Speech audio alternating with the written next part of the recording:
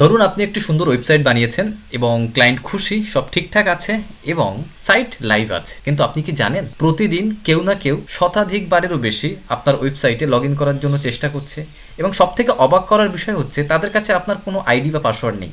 তারা শুধু একটি জিনিস জানে, সেটা হচ্ছে আপনার লগ ইন পেজ। আজ আমি আপনাদের দেখাবো একটি ফ্রি প্লাগইন যেটা একটি ছোট্ট জিনিস বদলে দেয় কিন্তু আপনার সাইটকে অনেকটা সেভ করে তোলে। ধরা যাক আপনি একজন ফ্রিল্যান্সার ওয়েবসাইট ডিজাইনার এবং আপনি একই সাথে 5টা থেকে 6টা ক্লায়েন্টের ওয়েবসাইট একই সাথে মেনটেন করেন এবং প্রত্যেকটা সাইটের একই ডিফল্ট লগ ইন অ্যাড্রেস আছে। আপনি ভাবছেন স্ট্রং পাসওয়ার্ড তো আছেই, তাহলে চিন্তা কিসের? কিন্তু আসল সমস্যাটা পাসওয়ার্ডে না, প্রতিটি ওয়ার্ডপ্রেস সাইটে ডিফল্ট লগ ইনের একই জায়গা থাকে বলে অটোমেট বটস সহজেই সেটা খুঁজে বার করতে পারে।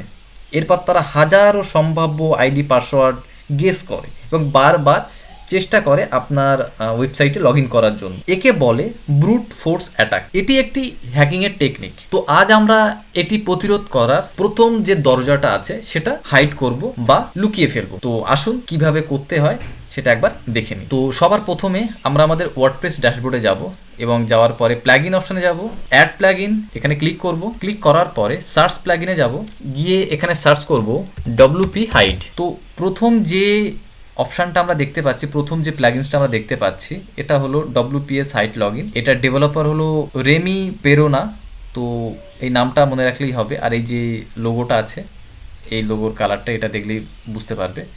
লাস্ট আপডেট হয়েছে 7 মান্থ আগে, 7 মাস আগে। এবং এর যে অ্যাক্টিভ ইনস্টলেশন দেখতে পাচ্ছ 2 মিলিয়নেরও বেশি অ্যাক্টিভ ইনস্টলেশন আছে এবং এর রেটিংসও দেখতে পাচ্ছ 5 স্টার রেটিংস, 2109 জন দিয়েছে। তো তুমি বুঝতেই পারছো এটা কত পপুলার একটা প্লাগইন। তো সবার প্রথমে আমরা কি করব, ইনস্টল নাওতে ক্লিক করব। তো যখনই এটা ইনস্টল হয়ে যাবে তারপরে আমরা ক্লিক করব অ্যাক্টিভেট ক্লিক করার পরে আমাদের কিন্তু যে প্লাগইনটা আমরা ইনস্টল করেছি ডব্লিউপিএস হাইড লগইন, মানে হলো যে আমাদের যে লগইন যে বার থাকে, যে আমরা yoursite.com/wp-admin যে লগইন বারটা থাকে, এটাকে হাইড করে দেবো। ডব্লিউপিএস হাইড লগইন এটা এখানে আমরা প্লাগইন অপশনে দেখতে পাচ্ছি। তো এখানে আমরা দেখতে পাচ্ছি এছাড়াও যদি আমরা সেটিংসে যাই, সেটিংসে গিয়ে এখানে নিচে দেখতে পাবে ডব্লিউপিএস হাইড লগইন। ঠিক আছে, তো যে কোনো এক জায়গা থেকে তুমি এটা করতে পারো। তো এটা ক্লিক করার পরে আমরা আমাদের যে সেটিংসে চলে যাব, যাওয়ার পরে এখানে দেখতে পাচ্ছ ডব্লিউপিএস হাইড লগইন।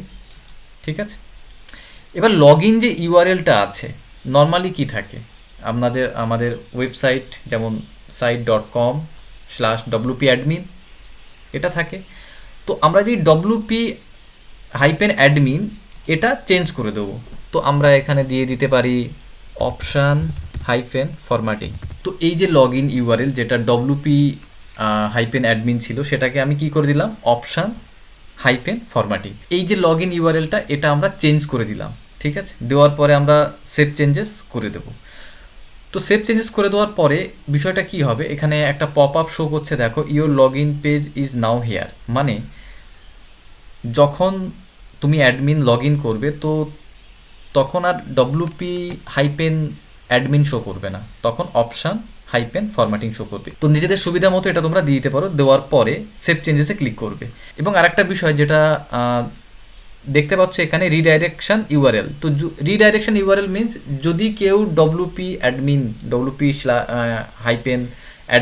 কেউ ক্লিক করে, মানে yoursite.com/wp-admin যদি এই ইউআরএলে কেউ এন্টার করে তাহলে কিন্তু সে 404 মানে যে এররটা সেটা কিন্তু শো করবে, লগ ইন পেজ কিন্তু খুলবে না।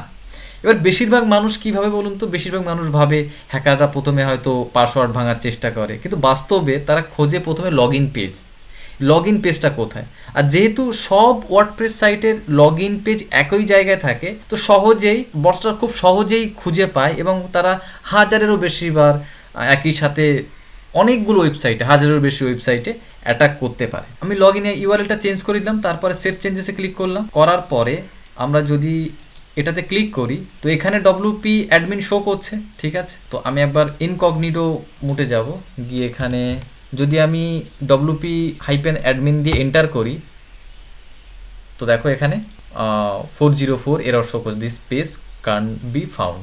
ওকে, তো আমরা যেটা দিয়েছিলাম আমরা সেটা একবার দিয়ে দেখি। তো আমরা এখানে টাইপ করব option হাইফেন ফরম্যাটিং। এবার যদি আমরা এন্টার প্রেস করি, এবার কিন্তু আমাদের লগ ইন পেজ খুলবে। তো এটাই হলো সেই বিষয়, মানে এইভাবে কিন্তু তোমরা যদি কাজ করো তাহলে একটু প্রফেশনালের দিকে এগিয়ে যাবে। এবং ক্লায়েন্টকে যদি তোমরা এটা বলে দাও, আমি এটা এক্সট্রা ফিচার্স আপনাকে দিয়ে দিয়েছি, যেটা হ্যাকার থেকে অটোমেট যে বটসগুলো থাকে সেখান থেকে আপনার ওয়েবসাইটকে সেফ রাখবে, তো ক্লায়েন্ট কিন্তু খুশি হবে। ঠিক আছে, এটা কোনো ম্যাজিক ফিক্স নয়, এটা পুরোপুরি হ্যাকিং বন্ধ করে দেয় না, এরকমও কিছু নয় যে এটা করলেই আপনার হ্যাকিং পুরোপুরি বন্ধ হয়ে যাবে। বাট অনেক অটোমেট অ্যাটাক হয় যেগুলি শুধুমাত্র ডিফল্ট যে ইউআরএল থাকে সেগুলোকেই টার্গেট করে। তো আপনি যদি একই সাথে অনেকগুলো ক্লায়েন্টের সাইট মেনটেন করেন, তো প্রতি সাইটে আলাদা আলাদা কাস্টম লগ ইন ইউআরএল রাখাটা আমার মনে হয় এটা সহজ এবং এটা একটি সেফ একটা উপায়। ওয়েবসাইটের সিকিউরিটি বড় একটা ট্রিক নয়, এটা হলো অনেকগুলি ছোট ছোট সিদ্ধান্ত।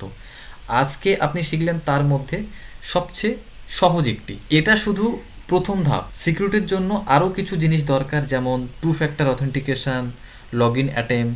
তো আরও জিনিস আছে যেগুলো পরবর্তী দিনে আমরা আরও আলোচনা করব। যদি ভিডিওটা আপনার ভালো লেগে থাকে তো অবশ্যই চ্যানেলটি সাবস্ক্রাইব করবেন এবং কমেন্টে জানাবেন যে আপনি আপনার ক্লায়েন্টের জন্য সিকিউরিটি সিস্টেমে কী কী সেট আপ করেন।